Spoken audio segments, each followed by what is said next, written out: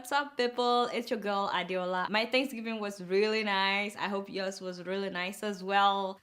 Did you guys hear that Nigeria is broke? Oh my god. The giant of Africa is broke. The largest economy in Africa. Chai, you know, as of last month, our finance minister, Dr. Ngozi Iweala, was still saying that Nigeria is not broke. Nigeria is not shoe. She said, unless you hear that the government is not able to pay salaries. Those who are a bit alarmed, I think you can calm down and have a good night's sleep. If we are not able to now pay salaries to people and continue to manage, then maybe we'll wake up and say, this country is broke. We have not gotten there yet. Yeah, right. Guess what happened? For the last 3 months, they've not paid teachers' salary. Hey, that is good. Didn't Obasanjo leave about $65 billion or something in the foreign reserve? And what happened now? But you know, even till now, the woman is still trying to, play us, telling us we are not really broke, the situation is not that bad. We have organized a set of measures around 73, which I'll talk about. But we have additional measures that will bring in at $70 a barrel.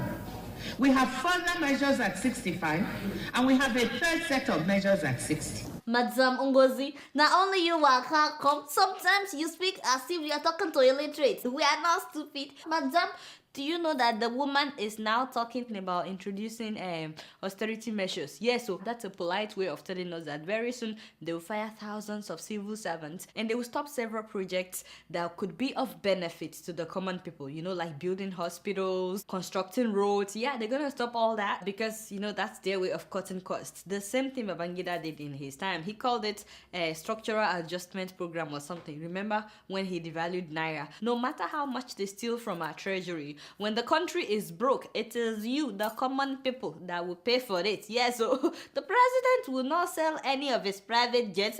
See down there. Even one of his 10 private jets.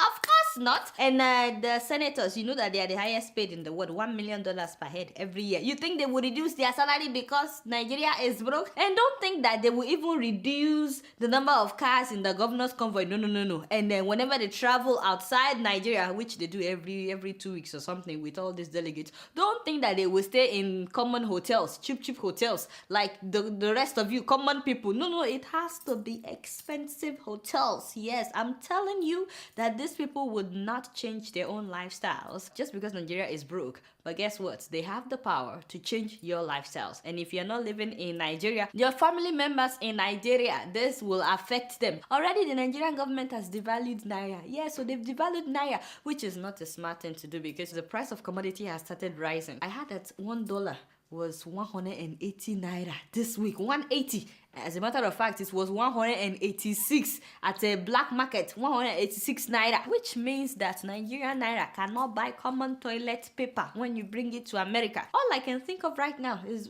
the billions of dollars in loans that we've acquired. You know that America is no longer buying oil from us. Yes, so that is one of the reasons why we are broke. The US was one of our biggest buyers, but their production of shale oil is also booming. So that caused the price of fuel to drop significantly, and our government decided to devalue our Naira because of the effect that the oil price had on Naira. If only we had savings, and we wouldn't have to devalue Naira, but we don't have any savings. Now they're trying to make Nigeria look like Zimbabwe. You will carry lots of money and you can only buy a loaf of bread. Can you imagine? Anyway, I heard that they want to cut subsidy again next year. My people, the price of oil is down all over the world, but I know that Nigerians are still paying gold for oil. They are not subsidizing anything anyway. But if they cut subsidy as they are saying, the price of fuel would rise again instead of fixing our refineries. I'm telling you, my people, 2015 is going to be great. Madam Ngozi already taught us that the solution in times like this is to dance.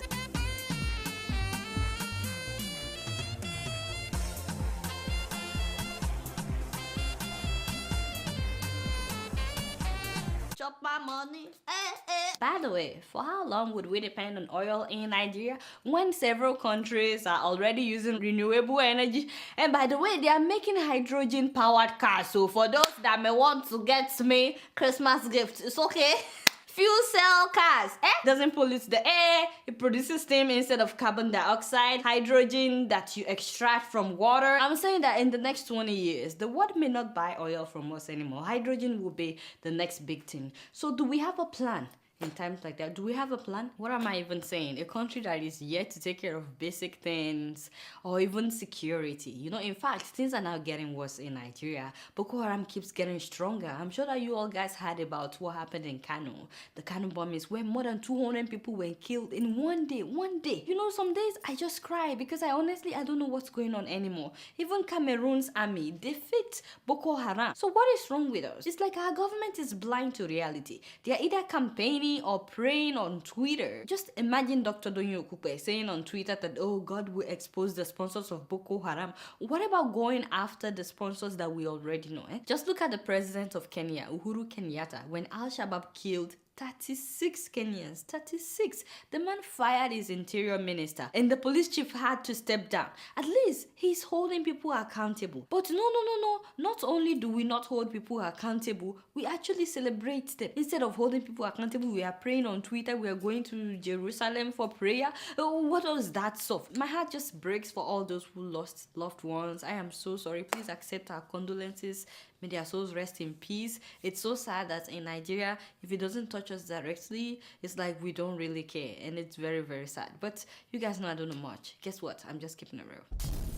I heard that in Cameroon, the National Assembly has voted into law a new bill prescribing death penalty on individuals who stage public demonstrations. Yeah, in other words, it is now against the law in Cameroon for people to protest against President Paul Biya. If you do, you're automatically considered a terrorist. When I heard the news, I was like, what? The only thing that they're waiting for is for Mr. President to sign the bill, which I know he would have no problem signing whatsoever. The bill deliberately defines the word terrorism to include citizens who carry out public protests against the regime. How long has he been in power? Again, 1982. Yeah. By February of next year, it will be 33 years that this man has been in power. Of course, we know why he's doing this. It's because of what happened in Burkina Faso.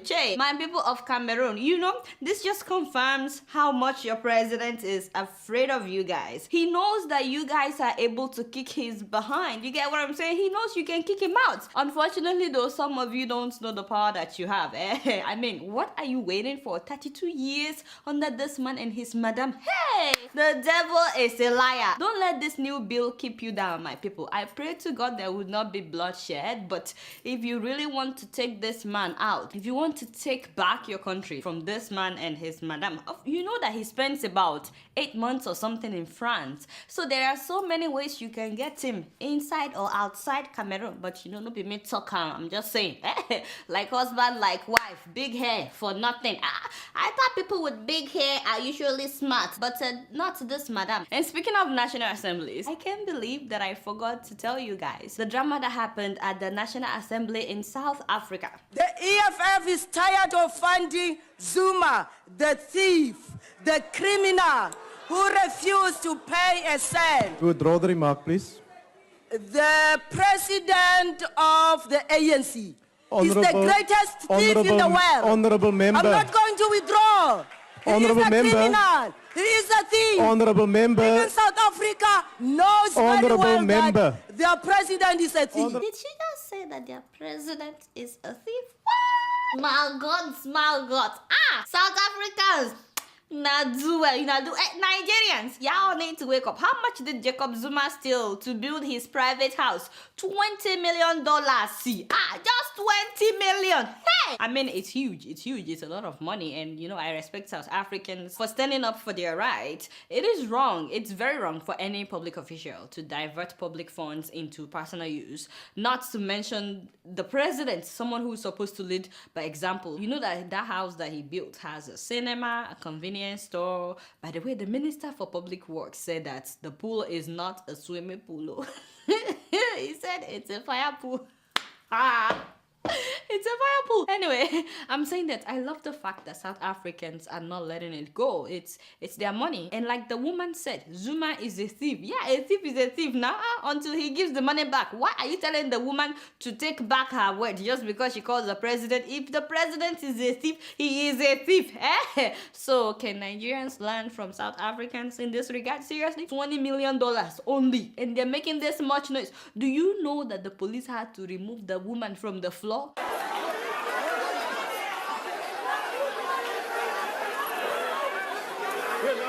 Yeah, that's what I call protest. And as for us Nigerians, officials embezzle hundreds of millions of dollars. In fact, billions of dollars disappeared at NNPC. Remember, 49 billion, later 20 billion, later 10 billion. What did we do about it? Did we do anything? We actually celebrate people that are stealing our money, except of course when a poor man steals bread at Oshodi market. We will make sure that we lynch him, or young graduates doing internet scam. They always go after those ones and they crack them down. I'm not saying they shouldn't go after them. I'm not saying they shouldn't arrest them. But I'm saying we only go after the common people. We don't go after the real thieves.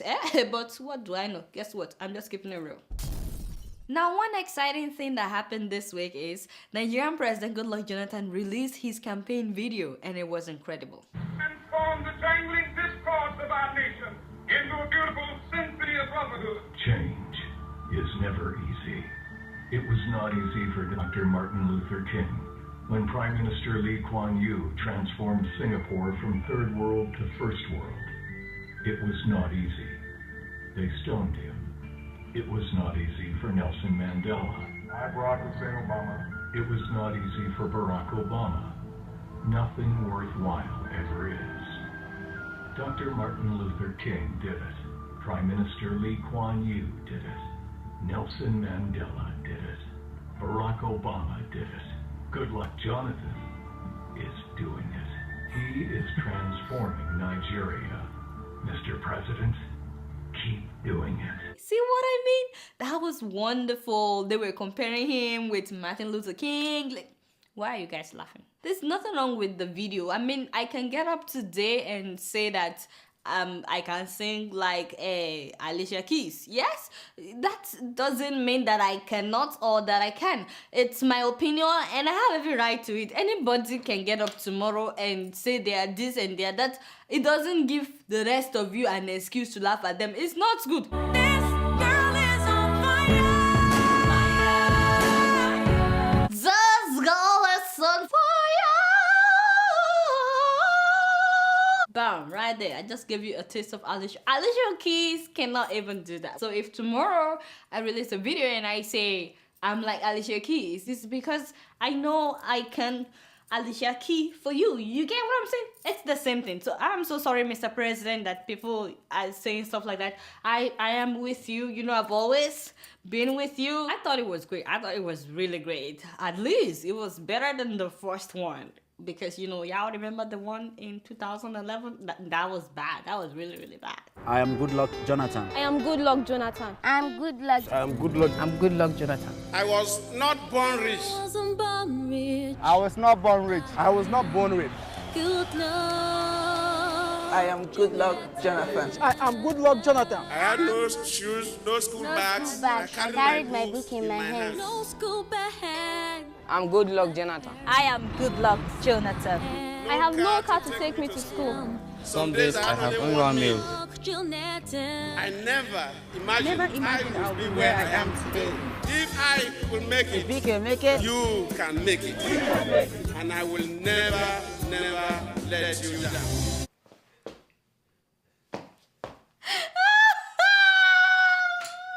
I'm so sorry. I'm really... I'm so sorry. Okay. I have to get myself together. Why did you play that song? My God, you should not have played that. Anyway. I cannot believe people fell for that. Like, what?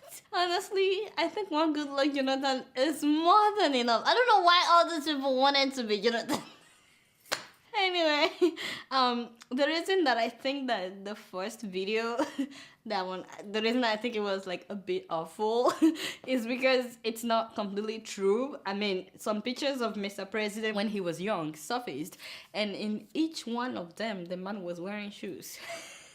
There has not been any photo of him without shoes. As a matter of fact, this is him sitting on the horse. If they could afford to buy him horse, you get what I'm saying? I'm sure they could afford to buy him shoes. So it wasn't completely true. That's the only reason why I think it was awful. Not because of the production or the concept or the acting or the presentation. I think everything else was mwah. And please don't blame Mr. President for that. I'm sure he probably didn't know. He was just reading the script that they gave him.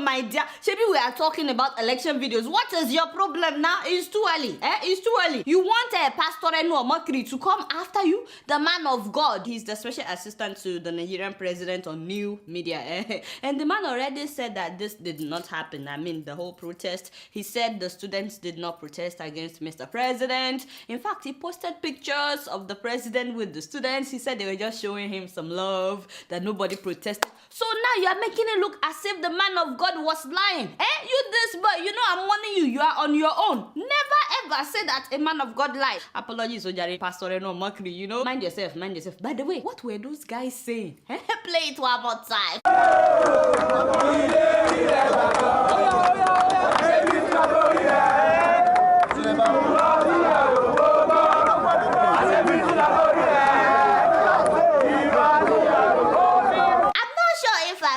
Correctly, but as you been to Laboria, he got in or something. Is that what they said?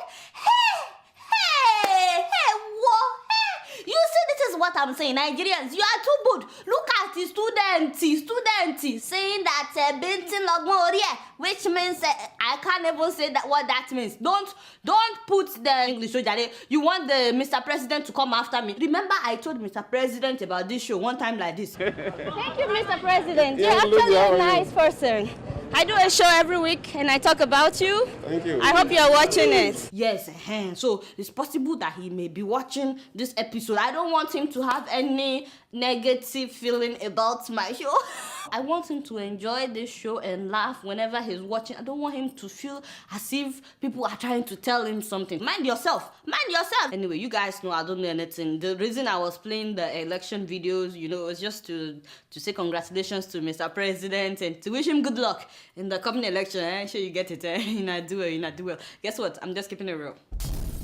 Moving on to Eritrea, I'm sure that you guys have heard what Denmark is doing to Eritrean asylum seekers. They no longer want Eritreans to get asylum easily in Denmark, but instead of just saying that, okay, we're getting tired of helping you or something, instead of that, they put so many applications on hold and embarked on what they call research to know if truly people are leaving Eritrea for human rights issues. And then they came up with the conclusion that people are actually leaving Eritrea in order to avoid the mandatory national service and because of the prospect of a better life in Europe. I was like, what? In other words, they're saying that people are not living because of human rights issues in the country. They're saying that there is no violation of human rights in Eritrea. Keep in mind that this anonymous researcher spent about 3 weeks in Eritrea and they spoke with 12 anonymous sources. 9 of these are representatives of international organizations in Eritrea, which includes 5 Western embassies. Of course, they won't say anything bad about the government. And then the remaining 3 sources are one regional NGO based in Asmara, a representative of the Eritrean Foreign Ministry, as well as a well-known Eritrean intellectual that they refuse to name. So I'm like, really? These are the people that you spoke with and you came to that conclusion? How interesting, like very interesting. Why not talk to parents whose children have been in the military service for years and years and now the parents have to fend for themselves even in their old age? Or why not talk to religious leaders who have been saying that the government is really destroying families with this forced national service? Why not talk to regular people on the street, ask them about their lives, ask them about what's going on? So this is why I have problems sometimes with so many of these Western helps. And as expected, the government of of Eritrea is very happy with Denmark's conclusion because, of course, they don't want the world to know what's actually going on in Eritrea. And, you know, I couldn't believe all the supporters of the Eritrean government who are saying, oh, it's true, there's no human rights violations in Eritrea, everything is great. We're glad that Denmark is telling the world that everything is great. I said, if everything is great, why then is it that in the last 10 years, more than 200,000 Eritreans have fled the country? More than 200,000. In fact, according to the UN, the number has doubled. Almost 4,000 Eritreans are fleeing the country every month. Every month now, almost 4,000 people risking their lives because, you know, if you get caught, you're either killed for trying to leave or you're taken to the national service. I once interviewed this beautiful young lady, the daughter of Solomon Petrus, whose parents have both been imprisoned since she was young. And I also spoke with her grandmother, who has had to take care of them all these years. She talked about so many atrocities going on in Eritrea, how there is no freedom of anything, actually. You know, she said that one of her brothers was caught trying to flee and he was forced to go to the national service. You can watch the full interview on YouTube. It's so heart-touching. And by the way, the document released by the Danish officials said that the regime does not allow any opposition. They said that. I mean, what does that mean? It means that you're free in Eritrea so long as you don't criticize the government or say anything bad about the government. It's like saying we're cool so long as you only do what we tell you and you don't ask any questions. People are not puppets. How do you live in a place like that? Honestly, I don't know what war this president is preparing for. What is this mandatory military service thing that some people have been there for more than 10 years? Enough already. Let people go home and be with their families. You will see old people fending for themselves because all their children are now serving in the army. For what? You torture people anyhow and you put them in arbitrary detention. You know that Amnesty International estimates that at least 10,000 people in Eritrea, 10,000, are subject to unlawful and politically motivated detention. But you know what? Activists are saying that the number is actually much more than that about 50,000 people are in detention. There is no freedom of expression in Eritrea or freedom of association. If about 10 people should gather now to hang out or something, policemen will show up and say they are probably plotting a coup against the president. Just imagine that, and you could get arrested just for gathering. There's no real freedom of religion because they are monitoring whatever you're discussing. Elections have not been held since Eritrea gained independence in 1993. That is 21 years ago. No election. The constitution has never been implemented, and now political parties are not allowed. It's just a one-man show. Only this president, and he has absolute power. Absolutely. No institutional constraints on President Assad whatsoever, and he's robbing the nation of its young and able. And guess what? He's made it difficult even for international humanitarian and human rights organizations to come into the country and help people. And yeah, there is no freedom of press in Eritrea, which tells me we probably don't get to hear about so many of the atrocities going on. Eritrea has no independent media whatsoever. Not one till today. No independent media. It's all controlled by the government. How do you live in a place like that? And you're telling me that everything is okay? No, it is not. So I think that it's a shame for Denmark to come to that conclusion that, oh, young people are just living because they're looking for greener pasture. To me, that's not only being insensitive to the plight of so many people, but it is actually encouraging the government of Eritrea to keep going on with the human rights violations. Having said that though, I really don't blame Denmark or all these other countries that are making it hard for African immigrants to come into their countries. They're just trying to protect their own interest. I blame all these Western countries that are still doing business with Eritrea. Like the US. I mean, if they put sanction on Eritrea like they did with Zimbabwe, the government of Eritrea would wake up. I blame the OAU. What is the OAU doing about? Why do we have to depend on Western countries to solve our problems each time? What about other African countries? What are they doing about this? And for those of you that are defending Eritrean government, oh my God, I feel so sorry for you, because the day you also say something that this government doesn't like, that's the same day you also become an enemy of the state. The day you stand up for yourself, the day you stop being a puppet, that's the day you become an enemy of the state. No one is trying to paint your country bad, by the way, because I know I get emails, why are you talking about Eritrea? You're Nigerian, who gave you the right to talk about Eritrea? I talk about Nigeria as well, and what's going on in Nigeria. You think I like talking about all these issues? But so long as we're in denial, we're not ready for help. It's not fair fair that just because you're not affected, just because you are benefiting from this government, you don't want the world to know about other people's plight. Instead of arguing with people on the internet that it's not true,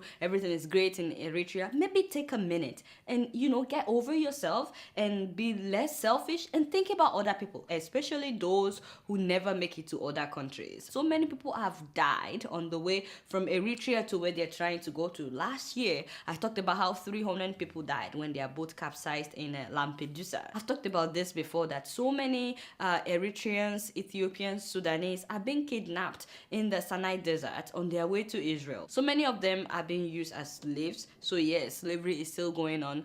Most of the women are raped. A lot of them, they use them as ransom to get huge amount of money from their family members. And believe it or not, many of them, they just harvest their organs to go and sell in black market. I'm so sorry, but I had to show you. It's for you to know how people are risking their lives just to get out of Eritrea. Then I don't think they are just looking for greener pasture. No, there has to be something they are running away from if they would face something like this. But then you guys know that I don't know much. Guess what? I'm just keeping it real. Before I leave today, I like to read some of your emails, and the first one is from Adeniyi Monsor, and he says, "Hi Adeola, I'm Adeniyi Abiola from Unilorin. I've been an ardent follower of your program from 100th episode. Thank you very much. I listened to Pastor Emmanuel Bosun, and I heard him saying that he was at the confab. So I'm not surprised that he campaigned for GEJ like he did. Or what do you expect to hear from a compromised so-called man of God?" How was your Thanksgiving though? Well, thank you very much, Adeni. My Thanksgiving was great. Thanks for asking. I mean, I know that everybody that went to the confab got paid 12 million naira, but I mean, I don't know if I can say just because he was at the confab that he compromised. So many people were there. They were representing the country. He could go to the confab and still stand for the truth. Does that mean he shouldn't get his money when they are paying everybody? I don't know, but I don't know if he released the tape because he was paid 12 million at the confab. I would not say that. I think he probably talked about that message in the tape because that's what he believes. And it's very sad that a lot of people now have the same belief. That's just, the way I think about it, but thank you very much for writing. Our next email is from Obi Sinwa. And he says, "Hi Adeola, I think your comment on episode 147 saying that the Speaker of the House of Assembly jumped the fence to access the National Assembly complex is not correct. The video shows some members jumping the fence, but the Speaker passed through the gate when some members and small crowd were able to push it open. He did not jump the fence." Thank you so much, Obi. You are absolutely right. I made a mistake in my last episode.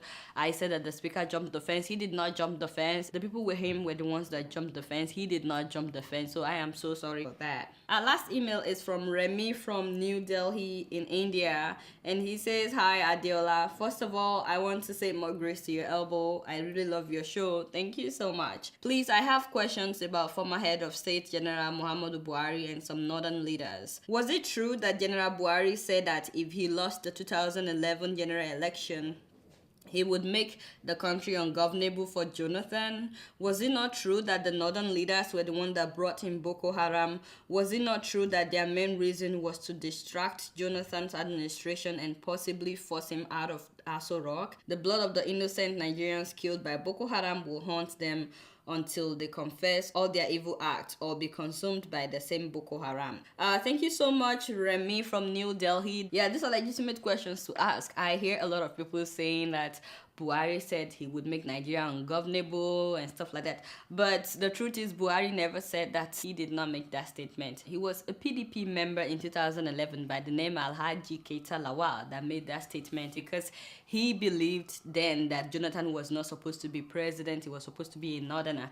But it wasn't Buhari. It was a member of Mr. President's party, Alhaji Keita Lawal, that made the statement. Unfortunately for Buhari, according to this article that I read, it was Dr. Ruben Abati that wrote an article for the Guardian paper at that time saying that Buhari said he will make Nigeria ungovernable. And then General Buhari actually took him to court. He took Guardian paper to court, and they settled out of court. And the paper actually wrote an apology article saying that they're sorry about the article, apologizing to General Buhari. Unfortunately, most people never got to hear about this side of the story. They only read the first article that was published saying that Buhari said he will make Nigeria ungovernable, but no, he did not make that statement. He never said that. The other question you asked is, wasn't it true that the northern leaders were the ones that brought Boko Haram? I don't know. The only thing that I know is that one man has been named as the sponsor of Boko Haram, and he's a very close friend of Mr. President. Until now, he's yet to do anything about it. They've not even interrogated the man. The man has been hanging out with Mr. President. He still has federal security service men around him wherever he goes. So the sponsor has been named and nothing has been done about it. But thank you for asking these questions. I really appreciate it. So that's all the time that I have for emails today. Please keep sending your emails to adeola.keepingitreal@gmail.com. Alright, so before I sign out, in 2 weeks time I'll be celebrating 150th episode. So that means it's been 3 years that I've been doing this program. Oh my god, it has not been easy, but yeah, I would never know. Okay, so when I celebrated 100 episode last year, I gave out some prizes. The first prize was $500. The second prize was a tablet, and then 3 smartphones, and then t-shirts. I'm sorry for those that did not get their t-shirts. Some people got, some people did not get. It was because the quality was really bad and I was just ashamed of sending it out. I am so sorry. That's not an excuse. I should have sent it out anyway. But some people that watched their own, they were like, oh, this is not good quality. And I was just so ashamed of myself because we rushed it. And then we gave it to someone to do it quickly. We should have given it to the person that does all our t-shirts. So I'm gonna send you guys, I promise this time around, please don't hate me. I'm gonna send you guys good quality t-shirts. All of you that didn't get your t-shirts then because I still have your name and your address. I am so sorry about that. This time around, it's gonna be different. I only want 1 minute, please 1 minute video of your version of Keeping It Real. And please don't make it just about Nigeria, make it about other African countries as well. Try to put in your personality as much as possible. You can just film with your cell phone, or you could go all out like the lady from Congo the last time. She was the one that won the tablet. She went all out. I was like, oh my god. And the guy that came second, he just filmed himself, I think, with his cell phone. He was so funny, and he won the $500. Hello, my people. It's your boy Jari. It's your boy Madam Shehu. Don't bother why. Today we are on a show, Keeping It Real with Anaboki. And then there's this lady from Malaysia who came third, and she was hilarious. And she actually has her own show now, which is great. You need to look for her on YouTube. She is doing an awesome job talking about life in Malaysia and stuff like that. So you can be as creative as you want with your cell phone, or you could go all out if you want.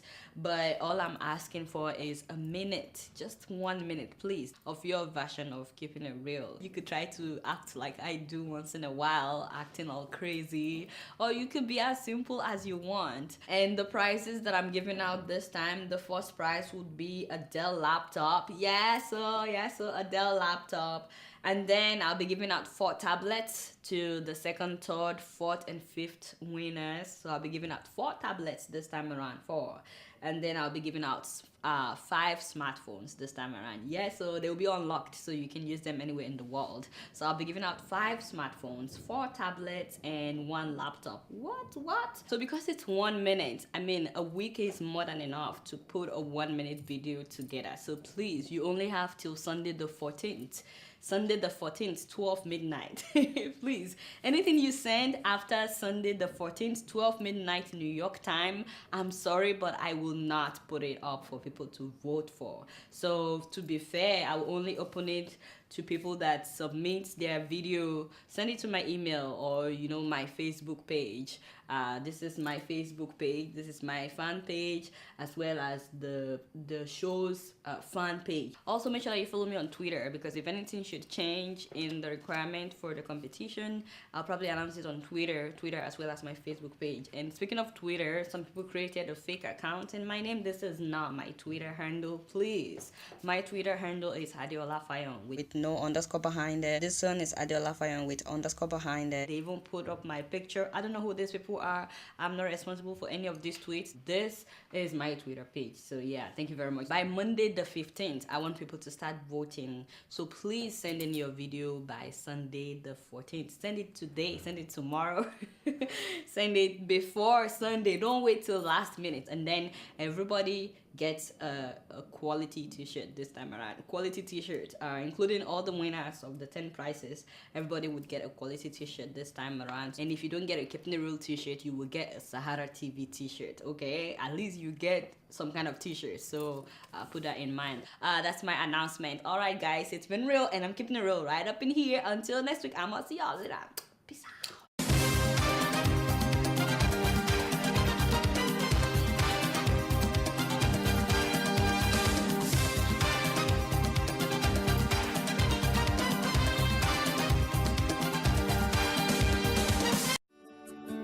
Welcome to Forstview Luxury Hotel. At Forstview Luxury Hotel, we offer excellent service. Our rooms have all the necessary facilities to make your stay comfortable and memorable. You will also have access to internet service, breakfast, 24-hour power supply, full air condition, free international calls, free tire pumping service, and free car battery charge. So what are you waiting for? Quickly visit Forstview Luxury Hotel. We are located at number 1 Adeola Mishile off Raji Rasaki Road, First Estate, Amuwo, Odofin Festac, Lagos. For more information or reservation, please call us on 08075787135 or 08099900601. You can also take advantage of our online ongoing promo at www.forceviewhotel.com to make your reservation and payment for your favorite room, which attracts a discount rate. Please note, rooms are reserved based on first come, first serve. Forstview Luxury Hotel. Experience the home of comfort. They come.